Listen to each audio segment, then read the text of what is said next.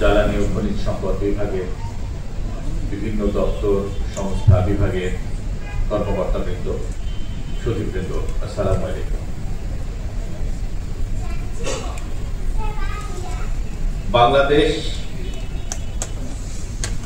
আমরা মুক্তিযুদ্ধের পরে যেভাবে এগিয়েছি, মানুষের মধ্যে একটা আকাঙ্ক্ষা ছিল, আশা ছিল যে আমরা স্বপ্ন নিয়ে মুক্তিযুদ্ধে শহীদ হয়েছিল যারা, সেই আকাঙ্ক্ষার মধ্য দিয়ে 50 বছরে আমরা কোথায় পৌঁছবো সেই প্রত্যাশার কিন্তু আমরা ধারে কাছে পৌঁছতে পারি। আজকে এই তরুণদের বুকের ভেতরে যে কথাটা দেখেন, বুকের ভেতর অনেক ঝড়, বুক পেতেছি গুলি পর। এই ঝড় তো একদিনে তৈরি হয়নি, এই ঝড় কিন্তু ধীরে ধীরে ধীরে ধীরে প্রজন্মের পর প্রজন্মে এটা ক্রমশ বেড়েছে। এবং আমরা আজকে যারা এখানে উপস্থিত, আমরা সবাই যদি নিজের কাছে প্রশ্ন করি যে আসলে আমরা কি সত্যিকার অর্থে নিজেদের দায়িত্ব পালন করেছি সবসময়, যদি খুব অনেস্টলি বলি আমরা আসলে করি। আজকে আমি গভীর শ্রদ্ধা জানাই সেই জুলাই বিপ্লবের শহীদদের প্রতি ও আহতদের প্রতি, যে তারা কিন্তু আমাদের নিজেদের জীবন দিয়ে, রক্ত দিয়ে, আমাদের চোখে আঙুল দিয়ে দেখিয়েছেন যে you are not doing the right thing, you are not on the right track.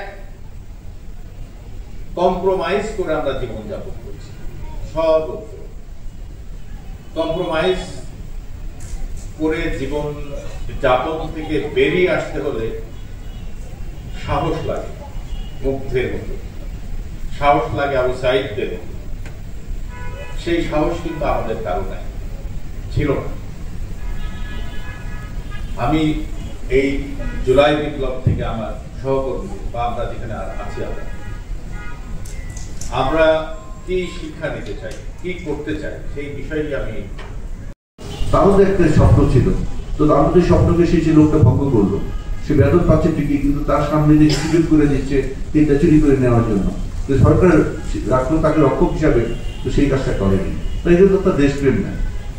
আসলে জুলাইয়ের বিষয়টা হচ্ছে দেশপ্রেমের সাথে, যে আমরা যে পারি, আমাদের দেশের মানুষের দেশপ্রেম আছে, সেটা আমরা অন্য দেশের ঘটনা বলি, কিন্তু না, আসলে আমাদের মধ্যেও তো দেশপ্রেম আছে, আমাদের মধ্যে অনেক ভালো মানুষ আছে। বাংলাদেশ নষ্ট হয়ে যায় না, সেটা বড় প্রমাণ হচ্ছে এটা।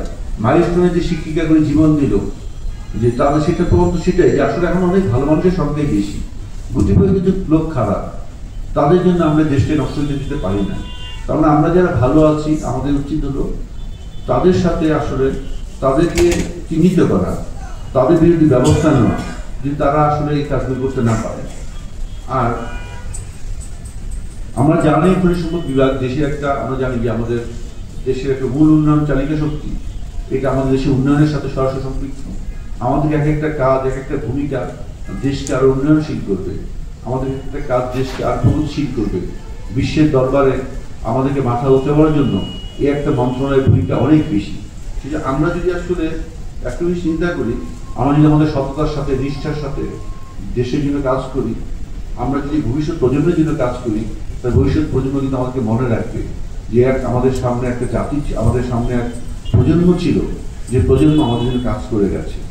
আমরা আসলে সেই প্রজন্মের, পরবর্তী প্রজন্মের দায় থেকে মুক্ত হতে চাই। আমরা প্রজন্ম থেকে প্রজন্মান্তরে সরিয়ে দিতে চাই এই দেশের ভালোবাসা।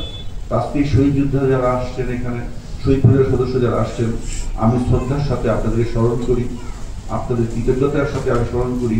আপনারা যেই আমাদেরকে যে দৃষ্টান্ত উপস্থাপন করেছেন, সেটা যদি আমাদের মাঝে অনুপ্রাণিত করে, আমরা যদি আপনাদের মতো দেশকে অংশগ্রহণ করতে পারি, সে দোয়া আমাদের জন্য করবেন।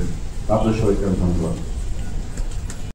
আসলে যে বাংলাদেশে যে অনেক ভালো মানুষ আছে, বাংলাদেশ যে এখন নষ্ট হয়ে যায়নি, বাংলাদেশ যে এখন আসলে আবারও বিশ্বের দরবারে উচ্চ স্তরে অবস্থানের জন্য যে বাংলাদেশের মানুষের যে একটা স্পৃহা আছে, স্পিরিট আছে, বাংলাদেশের মানুষের যে দেশের প্রতি ভালোবাসা আছে, সেটা প্রমাণিত। আসলে আমি সেই সাথে স্মরণ করি মাইলস্টোন স্কুল অ্যান্ড কলেজের সেই ঘটনা।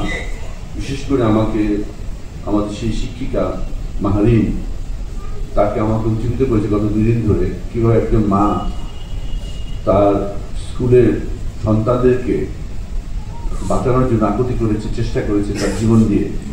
এগুলি আসলে বিরল ঘটনা। এইগুলি আসলে একটা দেশের প্রতি, একটা জাতির প্রতি, সমাজের প্রতি যে ভালোবাসা, সেগুলি আসলে একটা বহিঃপ্রকাশ। এই সমস্ত ঘটনাগুলো আমাদের অনুপ্রাণিত করে। তো আজকে সকালে আমি এখানে আসার আগে একটা প্রতিবেদন করছিলাম আমাদের এখানকার যে অতিরিক্ত সচিব রফিকুল ইসলাম এবং তার সাথে ছিলেন হলো তাজুল ইসলাম। তারা একটা রিপোর্ট দিয়েছিল যে, আমরা কথা বলি যে আমাদের যে তেলের যে সাপ্লাই, সরবরাহটা কীভাবে এখানে চুরি হয় সেটার বিষয় থাকা উচিত। এইটা আমাদেরকে আসলে অনুপ্রেরণা দেয় দেশকে ভালোবাসা।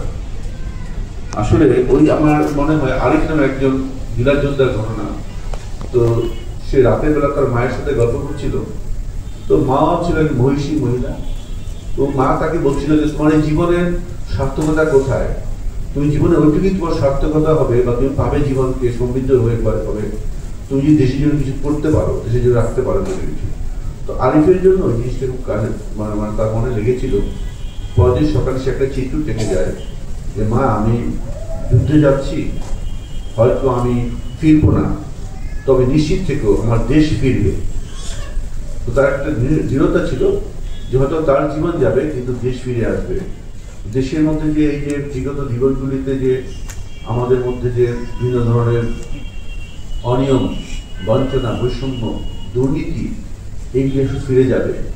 দেশ হবে একটা স্বাধীন এবং সমৃদ্ধশালী, দুর্নীতিমুক্ত, যেখানে প্রতিটা মানুষ, প্রতিটা ব্যক্তির মর্যাদা থাকবে। সে একটা আশা ছিল তাদের। আজকে এই 1 বছর পূর্তি উপলক্ষে আমরা কোনো জায়গায় অনুষ্ঠানমালা করছি, কিন্তু আমরা আসলে জানি না তাদের সেই আপনার কাজিন, আপনার পরিবারের সদস্য জাফর, তিনি শহীদ হয়েছেন। তার ডান হাতে ইসলামের পতাকা ছিল, দেশের পতাকা ছিল, স্বাধীনতা সার্বভৌমত্বের পতাকা ছিল। তার ডান হাতকে কেটে ফেলা হয়েছে। আমার ভাই হুসাইনের ডান হাত যেন অকেজো